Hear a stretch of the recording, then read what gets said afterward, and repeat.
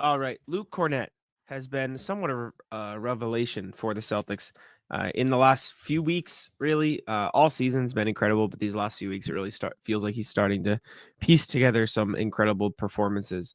Played great against the Spurs last night. Um, as we're recording this 2 days ago, as you guys are listening to this. And he's just been a monster, man. Hitting the glass well. His screening has been incredible. His touch around the rim has been great. His last 10 games, he's averaging 7.6, 6.7, almost a block a game. His passing stands out above all else as well. He's been an incredible playmaker for the Celtics this year. And honestly, it kind of feels like he's putting the Celtics in a tough position because all we hear about right now is, are they going to be able to afford the salary? Are they going to be able to keep everyone around? And Luke Kornet's going to be a free agent this summer, and he's kind of putting them in a really tough position. He's making himself indispensable. He's making it so they can't really just let him go, especially with the uncertainty with Al and Kristaps Porzingis being a potential trade piece. So it's kind of like you really want to re-sign Luke Kornet. It's just hard to know whether or not they'll be able to do it. But he's playing well to the point where it's putting them in a really tough spot. Luke Kornet might be the best 5.5 rebound guy in the NBA. Because if you did not know what he averaged per game, you would probably guess it's closer to 10 and 10. It just feels like he's so much more present than the stats say.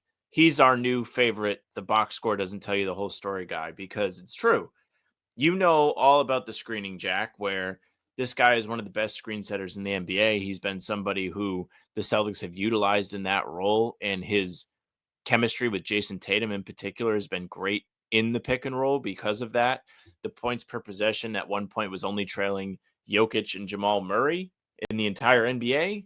It's pretty good. That's pretty good company for Luke Kornet, somebody who the Celtics traded away and had to come up from the G League. Like, his growth since coming back to the Celtics has been astronomical. It's been incredible. You're right. It does put the team in a difficult spot when the time comes to open the checkbook this summer. We'll see what happens. The feeling is he likes it here, but at the same time, like, he already took like a freebie contract to stay this time. So we'll see if he does it again. Yeah, it feels like he already took the pay cut. Like he already took the pay cut so they could try to run it back. I don't know if there were offers for him last summer. You have to assume that there were offers for him last summer. And he ended up taking a minimum for Boston. It was, funnily the first move of free agency was Luke Kornet re-signing with the Celtics.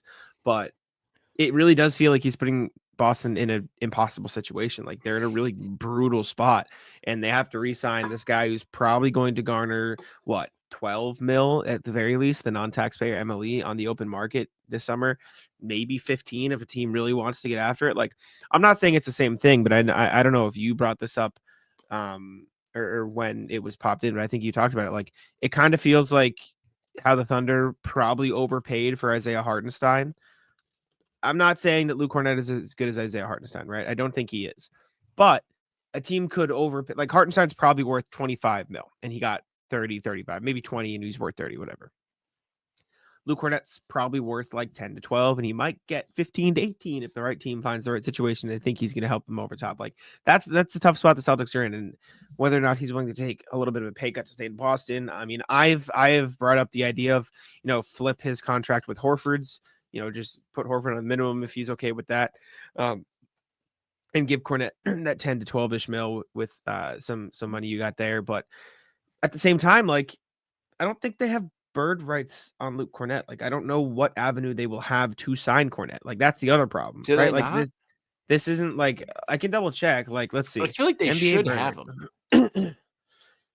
NBA bird rights. A team gets a player's full bird rights. A team gets players full bird rights if they spend 3 years with the team without leaving in free agency. So Luke Cornet, has it been 3 full years? Well, I think you can also acquire bird rights in a trade. Yeah, that's like a rookie scale contract. That doesn't count for Luke Cornet. Doesn't count for this. Okay. No. Or else everybody on every team would have bird rights, right? Because like everyone who was ever traded would just have bird rights. Like Right. that's just not. A team Well, gets a let's see player's full this bird rights year. if they spend 3 years with the team. So this I think they is still might. so 22, 23, 23, 24, 24, 25. So low key, maybe that was the plan. Luke Cornet said, We're "Okay, back. I'll take a pay cut for this year, so you guys can then have the bird rights, so then you can pay a little bit more." So maybe that is the exception, so they can go stay, pay him over the tax, et cetera, et cetera. Um, I don't know exactly. I'm not a cap expert. I don't know exactly how it works. Maybe that was a part of the plan, and that gives them an avenue to re-sign him. But money's going to be tight, and Luke Cornet's been pretty incredible this season. His screening's been awesome, like you mentioned. His finishing around the rim's been great. He just murdered the Spurs on the glass, and obviously they were undersized because they were running so hand at the 5, and Wemby's out, and Charles Bassey was out, so like it was a good matchup for him. But like he was genuinely like that should also be a perfect matchup for Kristaps Porzingis, and he played better than Kristaps Porzingis.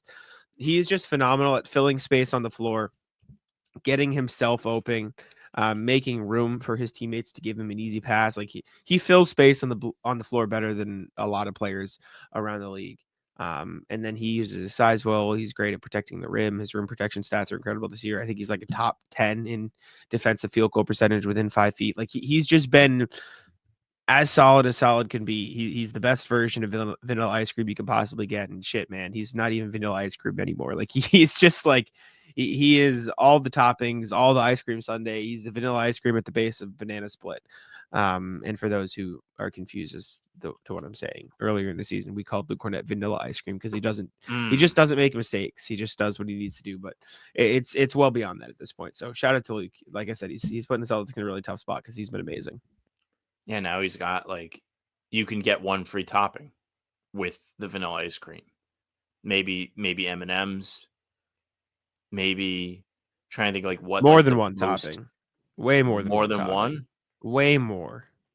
He's a sundae, man. He's a hot fudge sundae. You got the fudge, Yes. you got the whipped cream, the cherry on top, the nuts, whatever you want. He's Yeah. phenomenal. Luke Cornet, I had a point. I forgot it. I'm a bum. I did bring up the Hartenstein thing to you yesterday. Oh, Yes, that's what I thought. and another thing I'll repeat from yesterday is he's really starting to feel like just Rob with no hops. Mm, He can't really move on the defensive side of the ball where he's the roamer. But you mentioned the defensive field goal percentage. He's still a good rim protector. He's somebody you can trust in the paint. He's patient, doesn't foul a lot. He's a big body that's not going to get like dominated by these bigger players like Jokic and Embiid. He can at least hold his own in there. You don't have to worry about him like Kristaps.